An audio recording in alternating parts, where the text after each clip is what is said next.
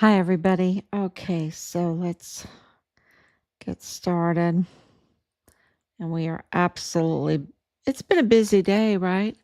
When you have another shooting like this. Um,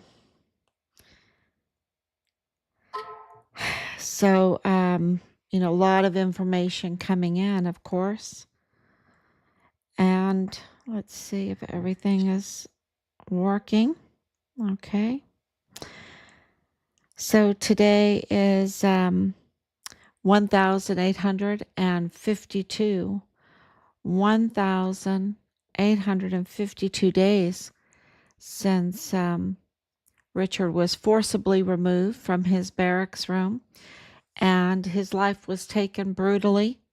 Brutally. Now, uh, I don't say this often enough, but we have a whistleblower report that is a confession, is a confession. Um, of a prime suspect that said they hurt Richard. Okay, that they hurt Richard. So the evidence is overwhelming um, with in so many ways, piles of evidence, and that's why you have the January 24th declaration of in the line of duty. That's why you have the White House sending us, um, President Trump sending us letters signed by him, um, not one, but two, on August 6th and August 7th. Absolutely, um, well, uh, confirming and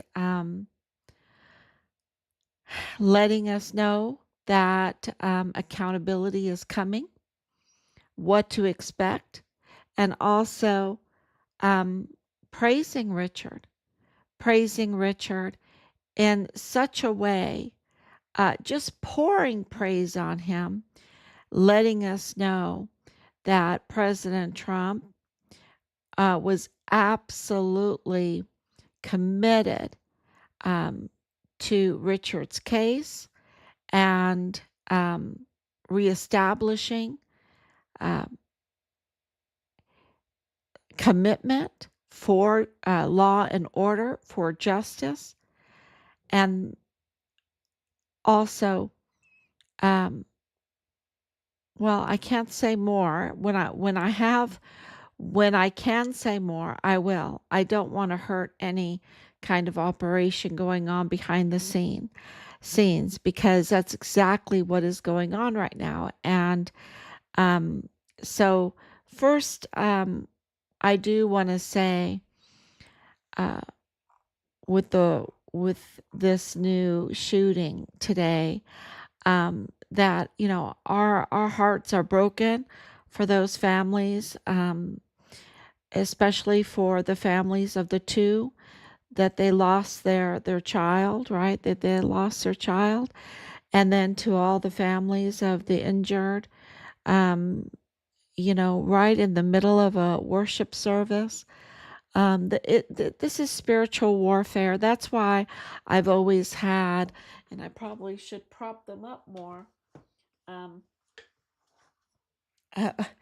my pictures of um, Theodora and Justinian, because they are really the Western Roman Empire. After the Roman Empire fell, just because they were shocked, they were in shock of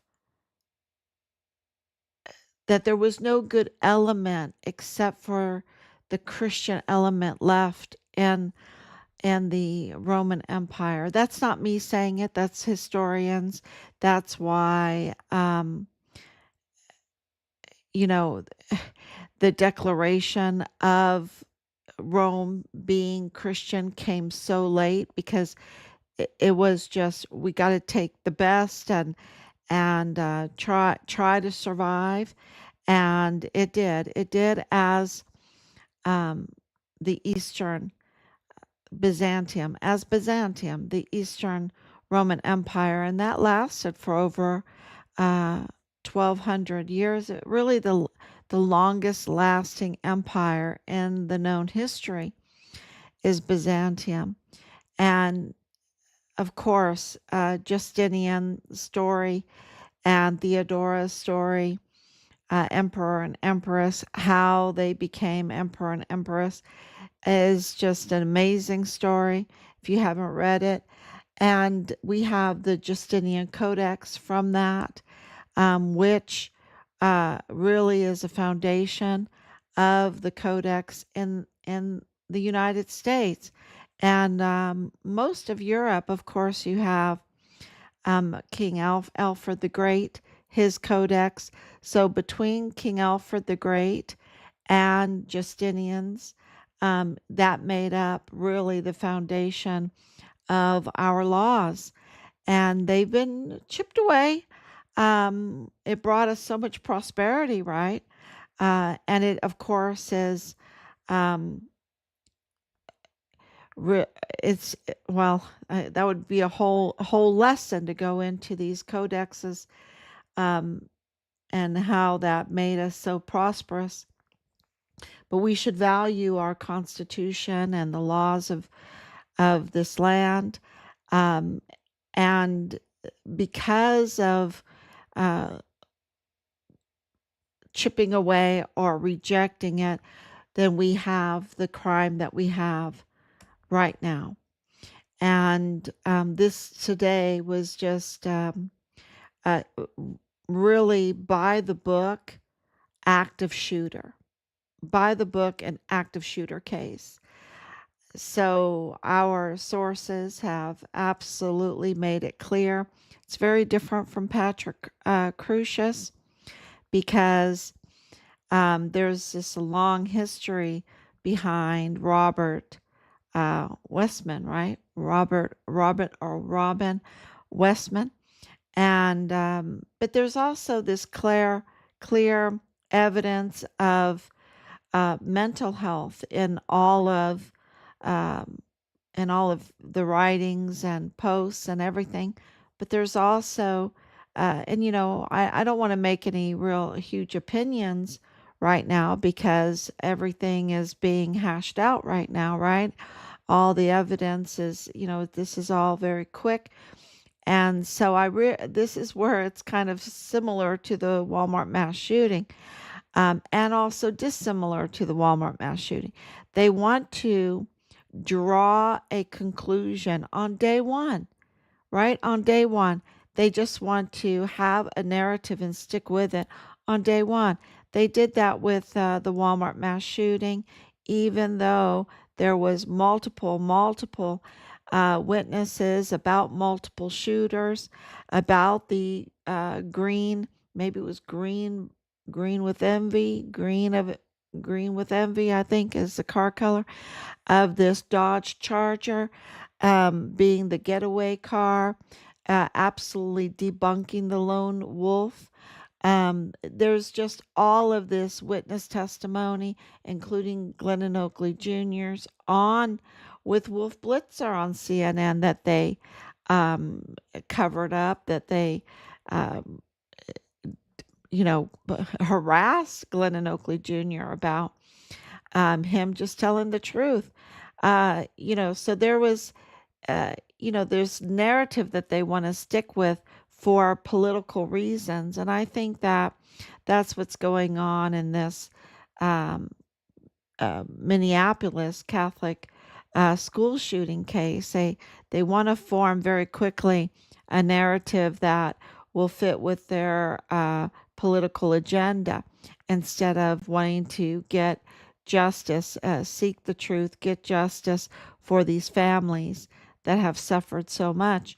Um, so that, there's similarities and there's real differences because Patrick Crucius was not, you know, um, a a textbook um, active shooter, right? And there's just so many anomalies and everything around it. So we'll be uh, keeping you posted with all of the developments in this case, because it is very, very important to see what the politics around this case will do, right? Because that's what they use these terrible crimes for, instead of just getting to the bottom of the crime. And so, yeah, we have to monitor all of that. So let's see. I'm put this on the live stream. Thank you so much. So the other thing, there's just been a lot of wowzer developments in all of this. Of course, we posted up about Delia Briones, the 2028 stamp. It's uh, and so many um, other anomalies and just outright violations coming out of her office. She's the county clerk in El Paso, major violations. And it almost begs to ask, who's more guilty? James 2028 stamp Montoya or Delia Briones for stamping it and approving the corruption, right? The tampering of the files. Just really, this is, we're getting a lot of feedback on this, and that's being hashed out. And so we want to respond to it. So we'll be responding to that also. But I will tell you that Delia Briones is a big part in Richard's case and the Walmart case, because we know that she does death certificates, and we know that we have hard evidence that that was tampered with or accepted when not when it shouldn't be accepted. Um, the death certificates are going to shock you. Okay, they're going to shock you. So there's absolutely um, foul play going on with the death certificates. And she handles birth certificates too, which, it's like, wow. Um, we can't have someone that's willing to tamper and to allow corruption in that office. We just can't do it and expect to have justice. I mean, so really, who is more guilty? Montoya, the rogue DA, because he's not a real DA. You know who the real DA in El Paso is right now, according to the Texas Constitution? It's Yvonne Rosales. Right now, Yvonne Rosales is still the holdover DA. She's the true DA. Now, she's not asserting her power because of all the retaliation she faced, and knowing all of the cartel that is allowed to um, operate.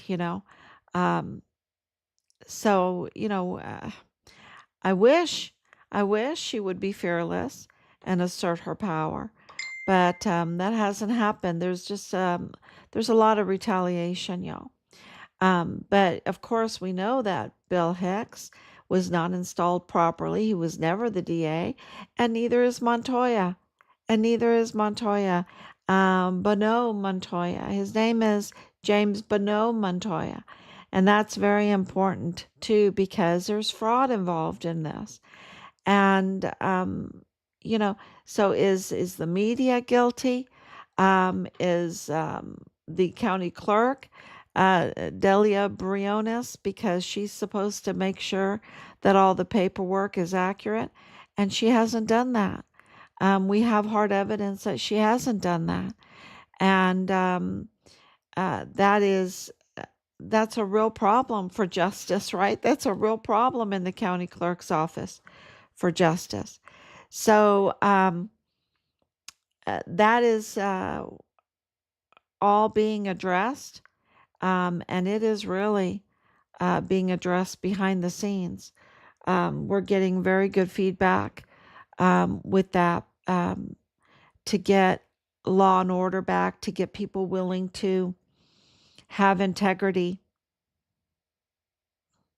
to do their job without compromising.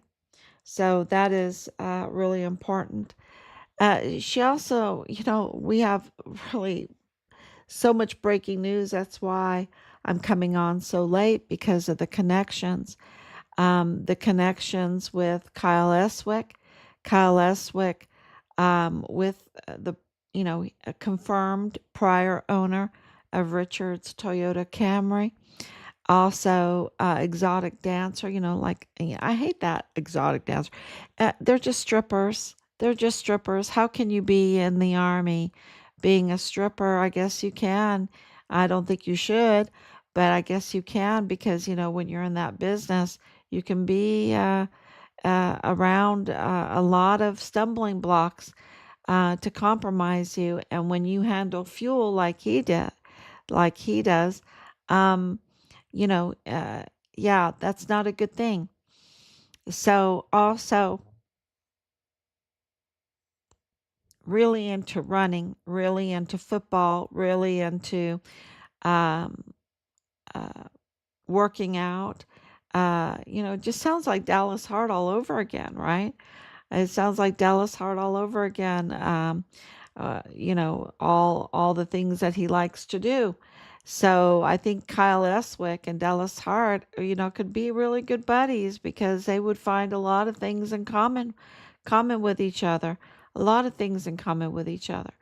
Um, and it is shocking um, that in 2020 he became uh, got benefits, got DV benefits on his car, got DV benefits. I don't know. It just, I don't know if he got that through James Hart. It would be very interesting, right? It would be interesting if he knew about Dreams Cabaret with his stripping side job that he has. Um, Kyle Eswick is very important to this case, because with all of that, with all of those common common commonalities, um, shocking commonalities, he also is an owner of a Dodge Charger, and it's like wowzer, wowzer. So that's huge, and if that's not enough, um, we were being harassed by a trooper, and the trooper has connections, y'all. The trooper has connections to this same group.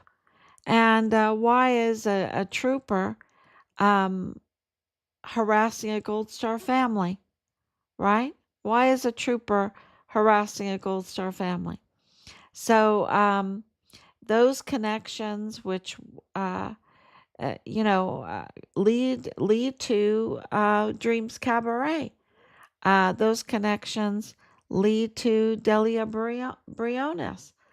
Um, and it's like, really, but why is a trooper so upset with us? Um, I think that explains it, right? That explains it. But troopers shouldn't act the way that's not their duty. That's not their duty to harass and intimidate witnesses and try to interfere with an investigation, especially when there's ongoing investigations, um, uh, in his neck of the wood. It is really, I'm getting a lot of messages. I hope everything is okay. Make sure.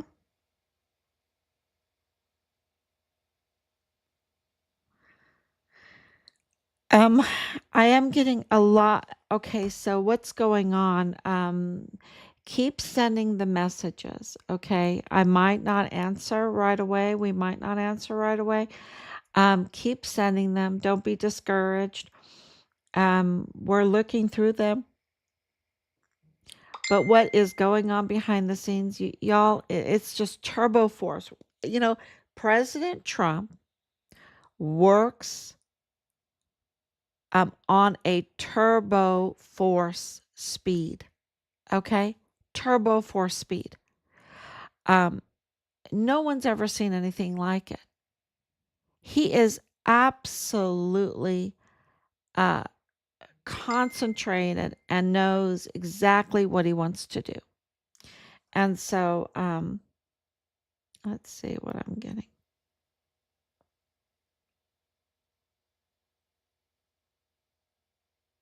Yes.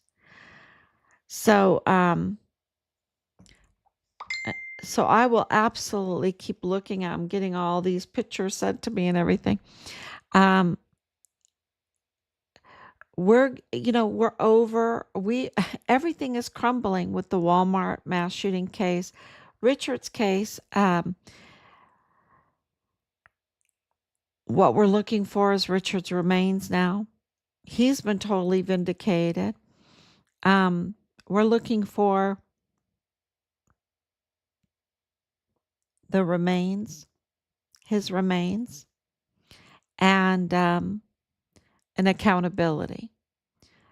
We want to see some arrests. We want to see Lalani Hart get arrested, ASAP. Lalani Hart needs to be arrested ASAP with her confessions of the worst type of crimes against children, with possessing videos of the worst type of crimes against children, with her immigration, um, illegal immigration problems, um, uh, her connection to these cases and what she's done.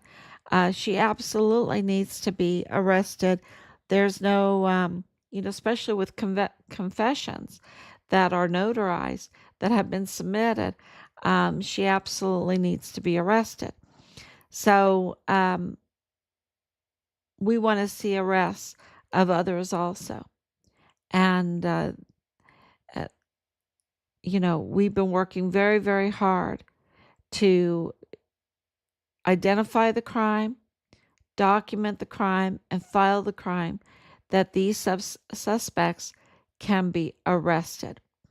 The other thing I want to talk about is the media.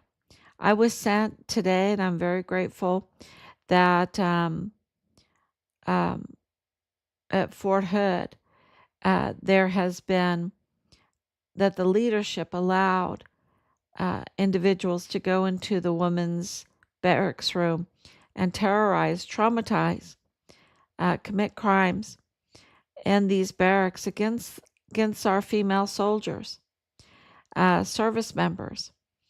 And, this story came out by Rose Thayer of Stars and Stripes. I want to tell you, every time I see her name, I just want to throw up. I gag because she knows that we have perverted leaders that allowed this to happen in our barracks room. She knows all about it. She chooses false narratives. She chooses to protect the criminals. Rose Thayer is real scum. Okay, Rose Thayer is real scum. Um, and so this story, uh, I'm sure it's true. There's true elements of it, but I don't trust her. I would absolutely have to vet everything that she writes. And are we um, doubting that there is bad things going on to our soldiers in the barracks? No way. We've got all kinds, years and years and years of hard evidence that bad things are happening in the barracks against our volunteer sons and daughters. But Rose Thayer, you know, she knows, and then she'll act all shocked. It's kind of like what's going on in Minneapolis with some of these leaders. They're obviously not genuine. Well, Rose Thayer is pure scum. I just want to tell you that. Okay. Just get that off my chest. She is. And so is Bob Moore. Bob Moore absolutely knew that Alexis Mayella, the daughter of the federal courthouse manager in El Paso, um, was married to Patrick Crucius's brother during the whole time of the trial. They're planning a wedding and everything. Um, we have the wedding certificate. We posted it up. Bob Moore knew all of that because El Paso Matters alluded to it in 2020, and that's how we found out. They absolutely, there's so many people that know that that was going on, that the whole narrative was a lie, that Patrick Crucius has family in El Paso. But